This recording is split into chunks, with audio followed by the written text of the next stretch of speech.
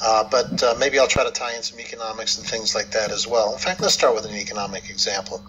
Let's say that you are trying to understand that the Federal Reserve has created $15 trillion just for quantitative easing alone.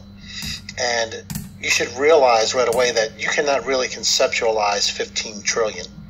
And one way you might try to do that is to, with the tools that we have today, get online and see what $1,000 looks like. And people have done this. And then what does $100,000 look like? $1 million, and keep going up. And you're going to be surprised, I think, at how small the dollar bills have to be for you to see stacks which end up being football stadium sized or football field sized stacks of dollar bills in order to show trillions of dollars.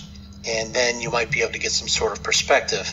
When we are told that certain things are trillions of miles away from us, or we're moving at so many billion miles in a year, that type of thing, that is very hard for us to conceptualize because we never deal with anything that large or small in our own daily life. Now, if you try to understand, for example, perspective, one of the things I'm going to be showing in the future is that if it was, let's say, a flea on a bowling ball, and I like to use that instead of anything else because a bowling ball has quite a bit of mass to it compared to the flea.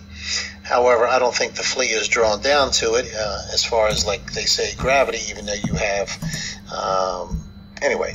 in any case, you have the flea on top of a bowling ball, and if the flea only moves an inch off of the bowling ball, then the horizon it sees with the bowling ball will drop rather dramatically. Now, the reason why I'm giving you this example is you're a human being on the earth. How come when you are taking up an altitude, the horizon continues with you?